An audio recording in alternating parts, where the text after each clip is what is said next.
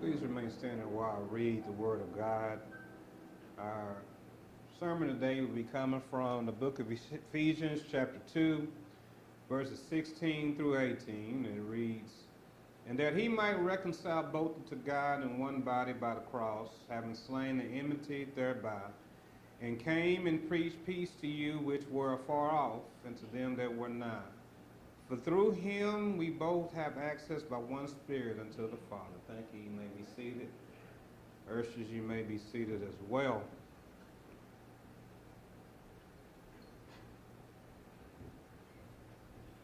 Some of us may not know and understand what it is about Christ that makes him so great. And to understand that, we have to understand where we were at before he came. See, before he came, we were separated as a whole by God because of sin from Adam. And so there was a division between God and man that could not be overcome on a grand scale. Therefore, it was necessary that we had workers of the temple and high priests and priests that would be able to go before God for us through our sacrifices and to speak to God for us. Well, when Christ came and died on the cross, all that was put aside. So we no longer have to go through the priests and the bishops and everything else to have a relationship with God. Because when he died on the cross, that day the curtain of the temple was rent. Therefore, it was no longer a barrier between the people and God. So what happened? Jesus tore the barrier down, and we do everything we can to sew it back up. I'm talking about we walk around in our lives with a needle and thread, and every chance we get where God is trying to show up, we close it up off. We don't just stitch it, we double stitch it. We stitch it and double stitch it, and we keep God out as much as we can because we don't want our sin to be seen, and we want to keep on doing what we're doing, and we don't want to change. We don't want to love our neighbors as ourselves. I want to hate my neighbor. I don't want to be right with God, because to be right with God means that I have to give up everything that I'm doing. I don't want to be faithful to God because I'd rather just play the field. I love to have many gods, and God, you just preoccupying my time. You're getting in my way of doing what I want to do. I don't want to have a relationship with a church. I want to date many churches. I want to do church hopping, depending on where I feel like going on Sunday is where I go. I don't want to be dedicated to a church body, because then they might ask me to start doing stuff, and then there you go. They done got used to me coming to church, and now they want me to do this and do that and do the other. I don't feel like doing nothing with them folk. I can't even barely stand them folk. Well, here's the thing about it, Joker. People can barely understand you too, but we put up with you every time we see you.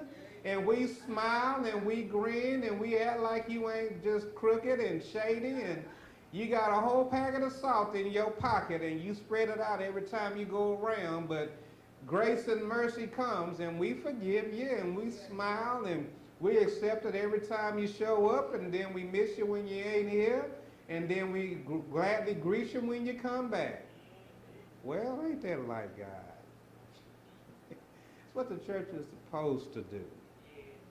And we stay faithful to it. But everybody can't do that. Everybody doesn't have the capability to do that. I tell you what, if you want to know where somebody is at in their sanctification, just listen to what they say, what they complain about the church.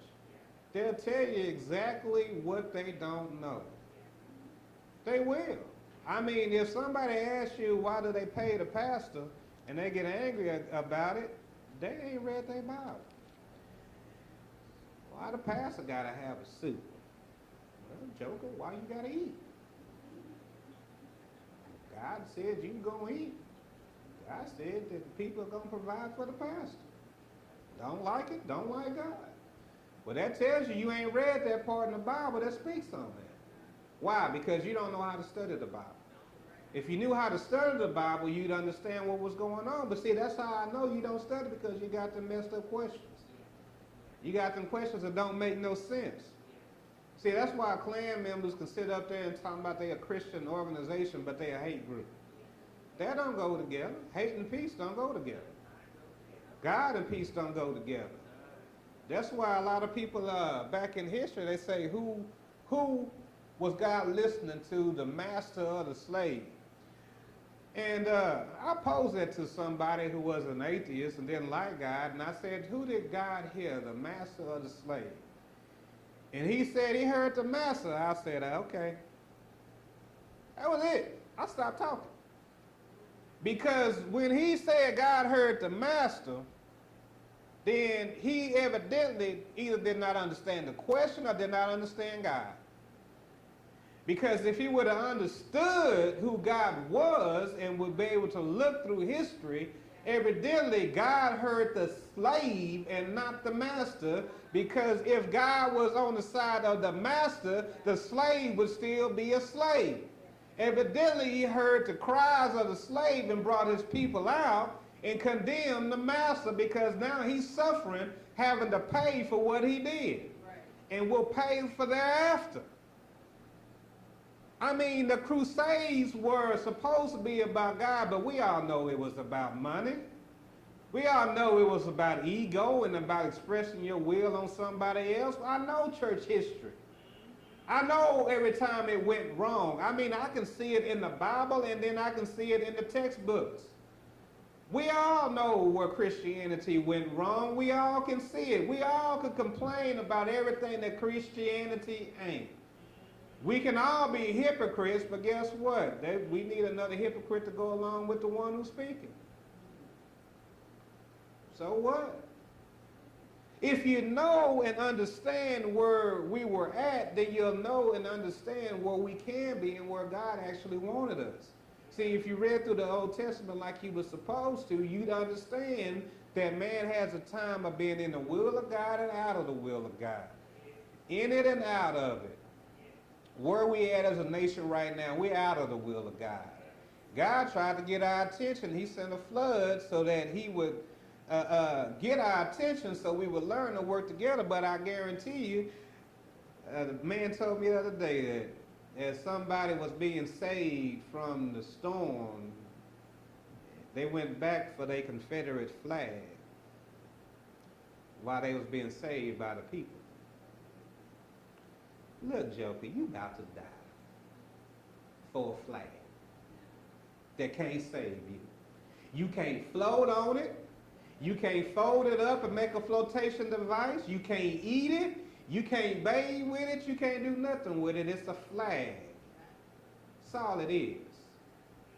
People put their faith in things that are not of God and then wonder why they're not successful. And see, here's the thing about God. In this book of Ephesians, where we're at, see, some people might think I'm just rambling and saying random things, but I'm saying all this to get to the text where we're at today. It says, and that he might reconcile both unto God in one body by the cross, having slain the enmity thereby. The enmity is sin. Now, go ahead and pick your sin.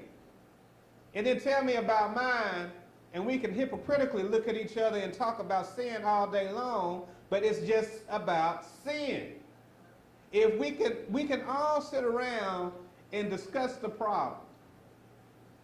Now, has a statue ever done anything to me? No, it has not. But it's disrespectful to have one sitting up from a man that wanted me to be enslaved.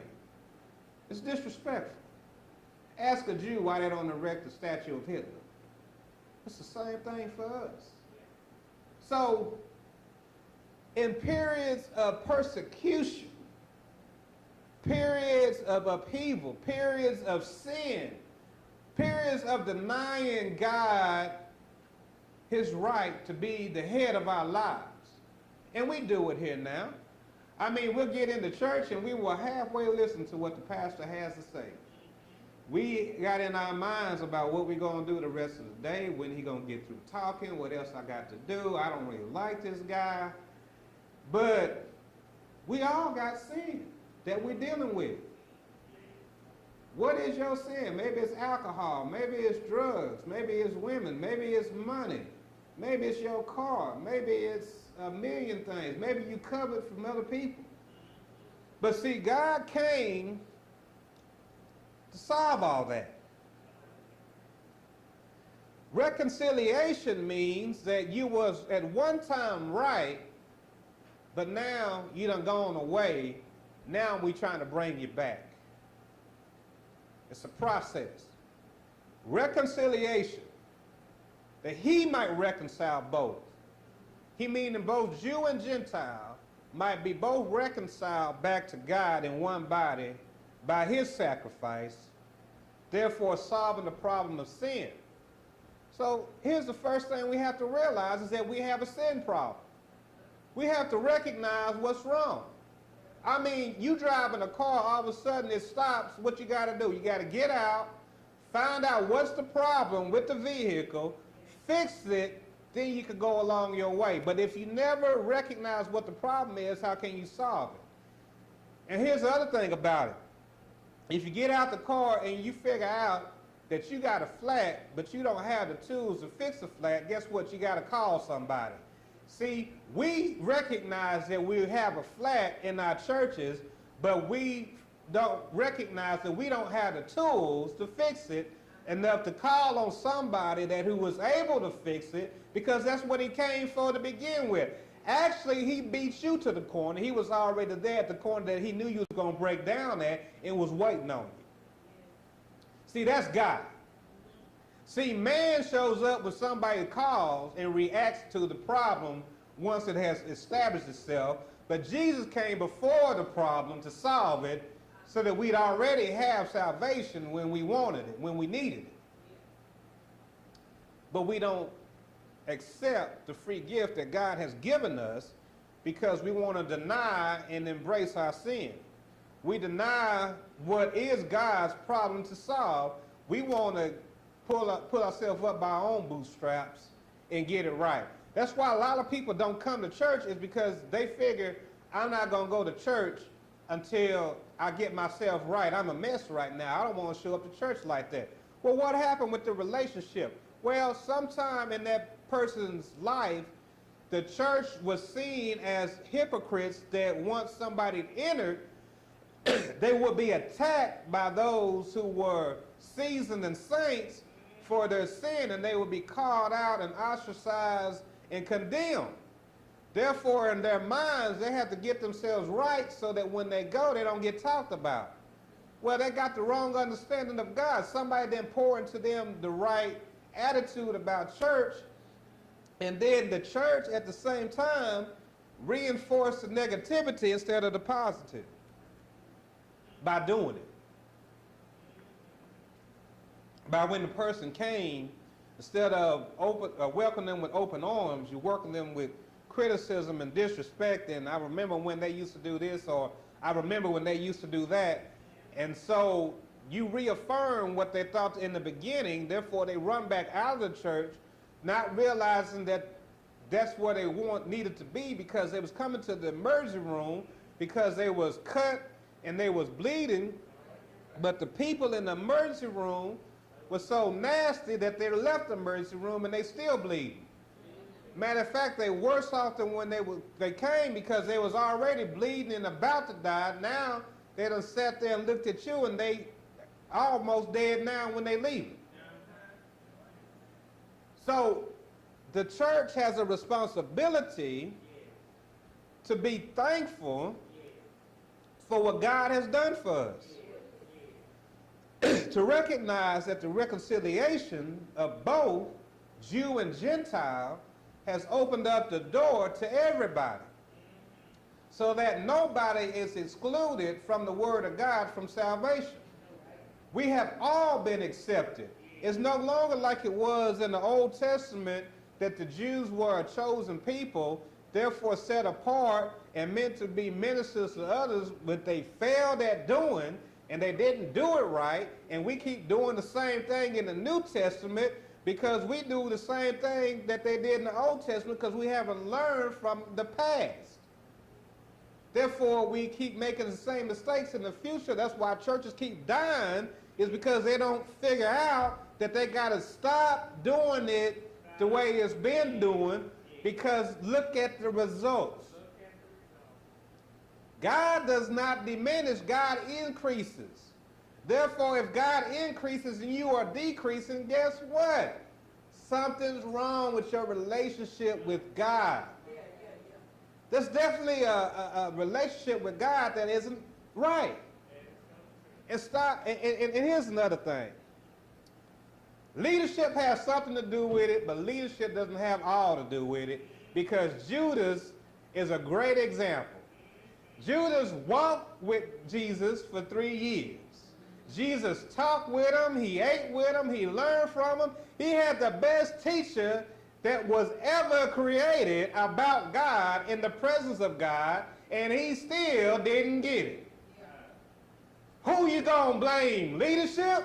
Really? You gonna blame Jesus for not being able to change Judas? Come on. It's not all about the leadership. Sometimes it's about the fellowship. Can you follow the leader that God has provided? I mean, you can't put it all on my head. Some of it got to be on your head. I mean, I can extend the olive branch, but if you don't accept it, I can't make you accept it. And then you take the olive branch and you start beating them with it. That ain't going to work either. I mean, come on. I can't beat it off into you. If you can't get it from God, I can't make you get it. So therefore, it's not all about the leadership. It's got to be about the fellowship. It's got to be about understanding God in the Old Testament so we can truly appreciate the New Testament and the coming together of the Jew and the Gentile and the whole thing being open, because he has slain the enmity therein by his sacrifice on the cross. Guess what? Guess what's not off in that section right there? Anything you did.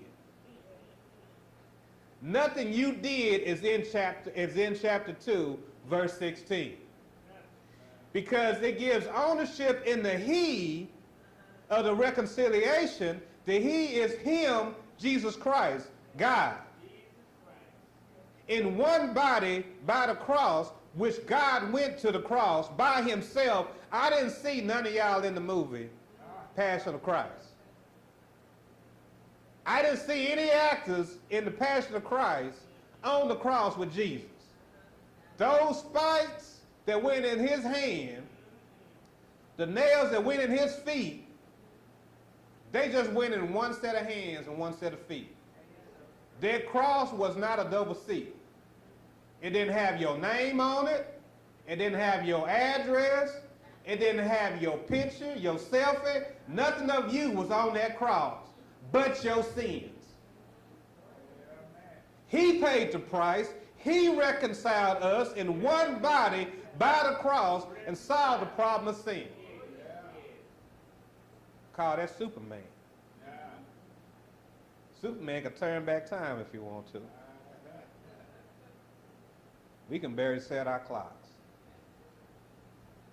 We ain't able to do what God is able to do. We had no part in it. That's why salvation is a free gift. Because you can't pay for it. If you pay 1 penny for it, you paid it. You put in on it. It's not a free gift anymore. Free means that you have nothing to do with what you have been given.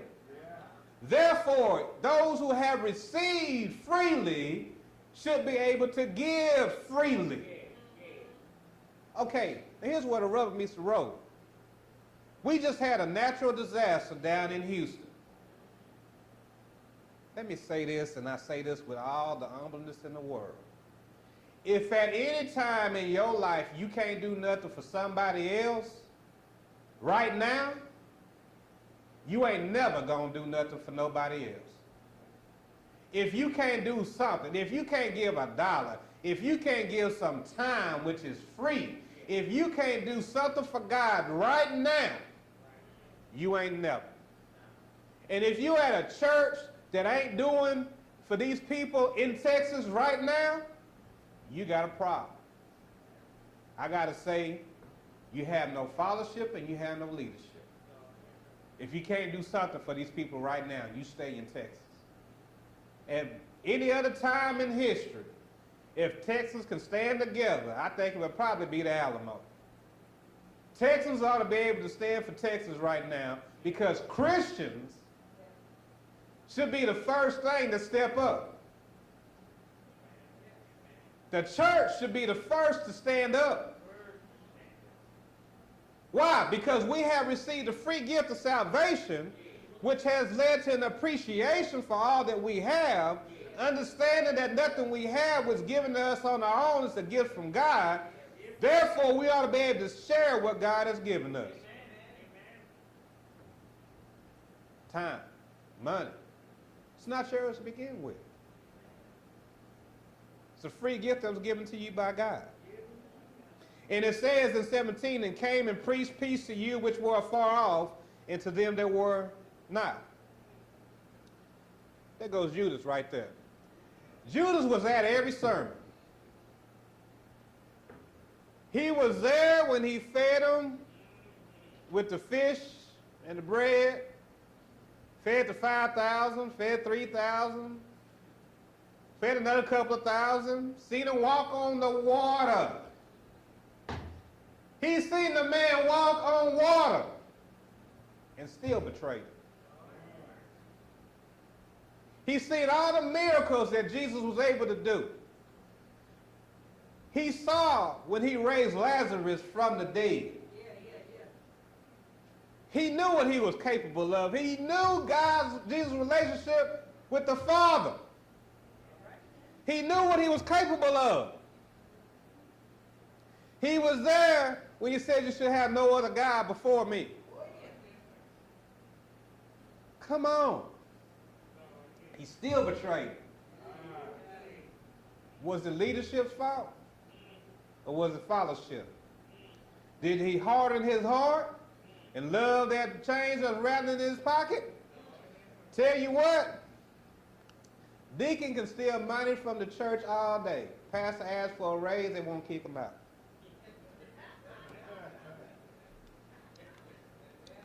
What?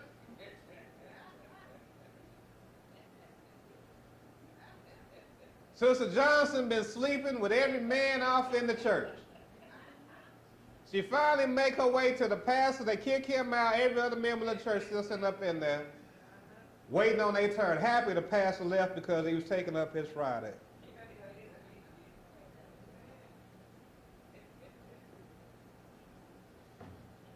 Preach peace to those who are far off. Said Jesus came for the Jews, but he preached to the Samaritans. He stayed with them. Why?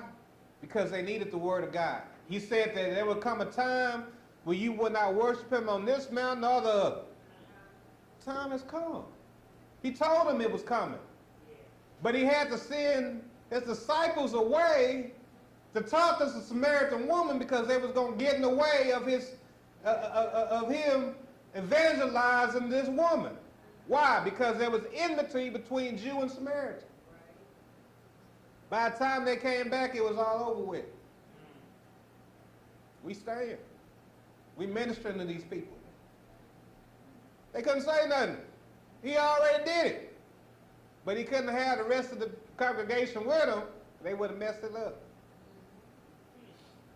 Sometimes a pastor got to go out by himself. Let me take the congregation, they'll mess it up. Why? They don't know enough yet. They don't want to sit down and be taught. They don't want to learn. They think they know it all. Tell you what, I'm about to have a master's degree, and I know I don't know it all. I know I will die not knowing it all. But while I'm on this journey of knowledge, I would love to take you with me. He preached peace. Therefore, the KKK cannot be a Christian organization.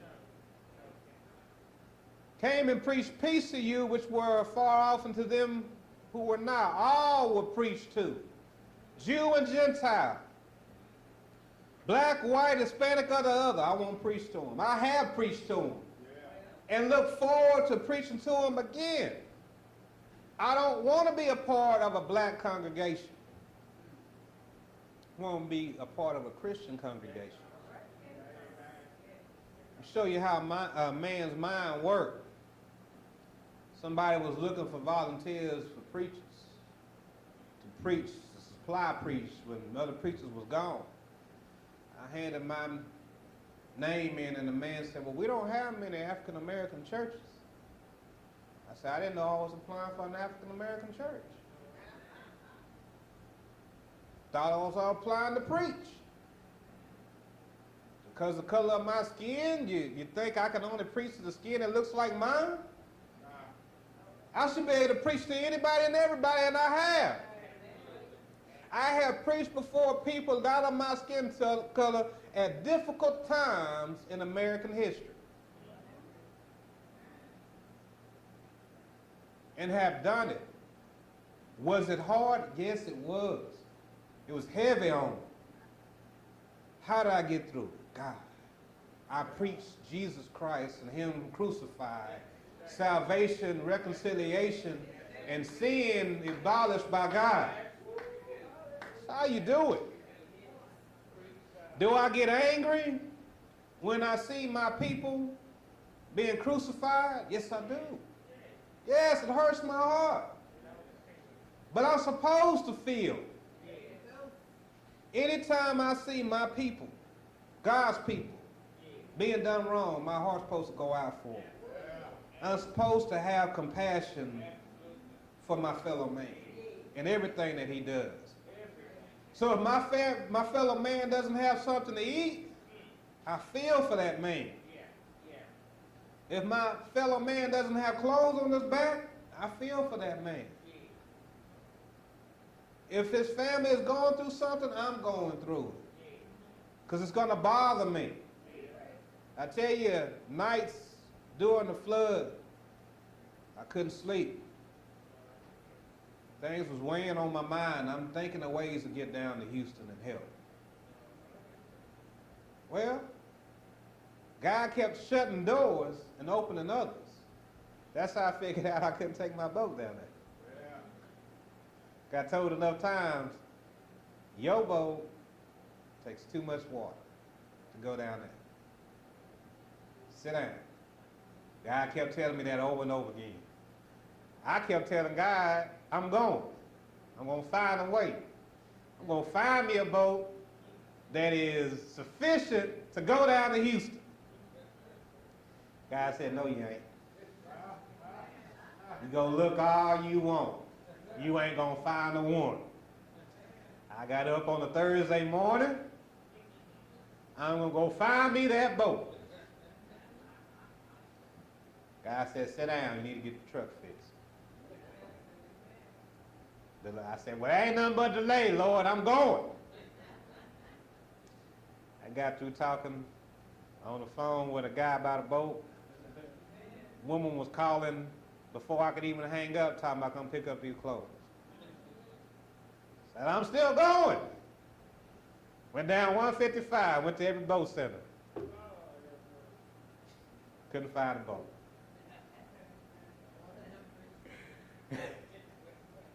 I gave up, I went to Home Depot. Came on back to the house. Should have picked up a gas can while I was down there. I say all that to say this. It says, for through him we both have access by one Spirit unto the Father. Through him. Not your pastor, not your wife, not your husband, not your kids, not your granddaddy, not your grandmama, not your aunt, not your uncle, not your vehicle, not your home, not through any do you have access to God, but through Christ. Because through him we both have access by one Spirit unto the Father. We both. This is a Gentile church with a Jew talking to him, saying we both have access. So if you're a black, white, Hispanic, male or female, pretty or cute, ugly, whatever, you all got the same access to God. God still loves you. If you got 2 legs, you got 1 leg, you got half a leg, you got a half an arm, God don't care. You are still a child of God. Doesn't matter. He has solved the sin, the problem with sin that has kept you away from God. He has united us through one act. That is the cross. The cross solved the problem. You ain't solved no problem. It has been solved for you.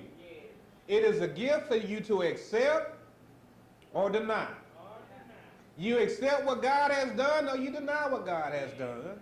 But if you accept what God has done, we are united as one body through Christ, who has solved the enmity that was between us and God. He has came and we are preaching to you peace to all that will hear about the peace.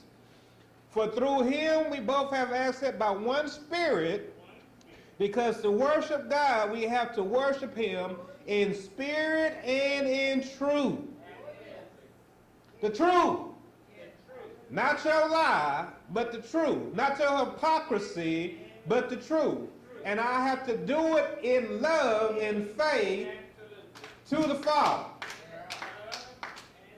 So if I love him enough, and I'm in him, I'm in his word, if I have studied to show myself approved unto God, a workman that need not be ashamed, rightly dividing the word of truth, then I will love God with all my heart and will love my neighbor as myself. That way I don't have to continually ask for volunteers. I ought to have volunteers knocking down the door. Because God has sent his son to die for your sins. So you are so grateful for his sacrifice that I got to tell you to slow down. I got to tell you I already have enough. If you want to double up, you can. I shouldn't have to look for people. I should have an abundance of them. And see, when you're dealing with God, you have an abundance of his blessings, so that you don't know what to do. I don't know what to do all the time with all the love that I have, so then therefore I share love with other people. Because I got so much love that I got to share it. I can't keep it all to myself. I mean, that's what millionaires do. They have so much money that they share with other people in charities and foundations, and the government gives them a tax write-off for doing it. But guess what? I serve a God who is the government. He has written off my taxes, because when he wrote off my sins, that was the taxes that I owed for all that I had received, and therefore my slate is wiped clean. I have a zero balance in the old column, but in the income column, I have an abundance. Therefore, if you have a negative, let me help you make it a positive. Let me give you what God has given to me, and I'll share it with you, because our love has so much off in me that I just got to give some of it away. God is putting so much love in me, I got to give some of it away. I can't hold it all in. That's our word for today. May God bless you to be and do exceedingly and abundantly, and may you have a sense enough to share with others. Amen.